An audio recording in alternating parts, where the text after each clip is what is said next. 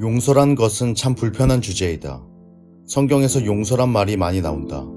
성화하는 것처럼 용서도 그만큼 평생에 걸쳐 씨름해야 할 것으로 참 어렵다는 것을 의미하는 것 같다. 그도 그럴 것이 이 영상을 만드는 나 자신도 용서에 대해 말하기가 껄끄럽다. 그럼에도 불구하고 본이 되신 예수님을 따라가기 위해 이 영상을 전한다. 기본적으로 용서란 자신에게 상처를 입힌 사람들에게 분노나 복수와 같은 대응이 아닌 상처를 준 사람들이 잘되고 유익하기를 바라는 것이다. 불미했던 사건을 청산하여 잊는 절차가 아니라 가해자인 그 사람을 언제까지나 포용하고 용납하는 일이다. 두 번째, 용서는 오직 진정한 사랑에서 나오는 것이다. 단순히 현실적으로 파생하는 폐해를 막으려 들거나 껄끄러운 인간관계를 개선하거나 자신의 도덕적, 종교적 죄책감을 떨어내려는 의도로만 사죄와 용서를 시도해서는 안 된다는 것이다. 정말로 상대의 영혼을 주 안에서 사랑하는 단계까지 가야만 한다. 세 번째, 예수님의 용서이다. 예수님의 용서는 포용을 넘어 놀랍게도 그 사람의 미래에 대한 기대와 소망까지도 포함한다.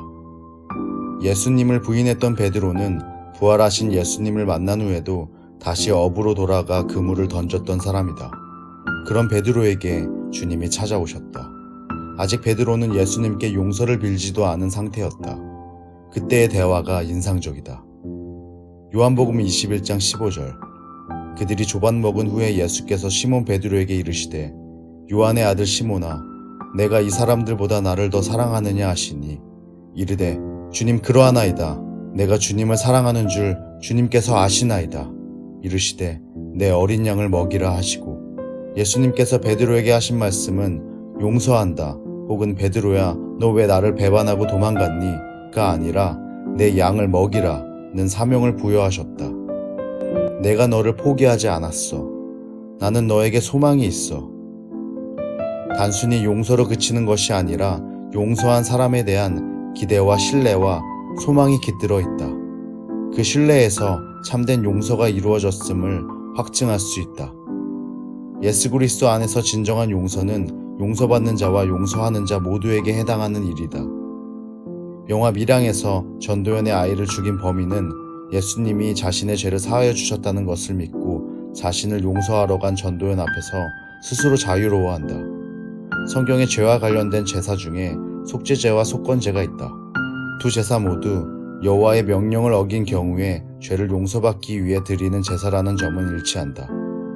그러나 속죄제는 계명에 분명히 나타난 하나님께 대한 죄를 속죄받기 위한 제사이고 속건제는 성물을 범했거나 남에게 해를 입혔을 때 사죄와 보상에 대한 제사로 드렸다.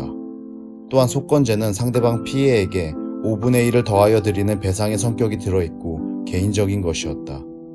두 제사 모두 제사를 드리기 전 먼저 자신의 죄를 자복하고 회개하는 것이 선행되어야 했다. 기독교가 개독교가 된 이유 중에 하나가 나쁜 짓은 안 믿는 사람들과 똑같이 하면서 일주일에 한 번씩 교회 가서 회개한 후 혼자 다 용서받았다는 듯이 행동하는 것이다. 이러한 자세는 영화 밀양에서와 같이 사람들의 비난과 분노를 넘어 신에 대한 모욕까지로 이어진다. 진정한 회개와 용서는 하나님 앞에서는 물론이고 사람 앞에서도 죄를 고백하고 용서받고 화해되는 과정 속에서 나타난다. 하나님에게만 용서를 빌고 사람에게는 아무런 조치도 취하지 않고 화해하지 않는다면 그것은 하나님이 기뻐 받으시는 진정한 회개가 아닐 것이다.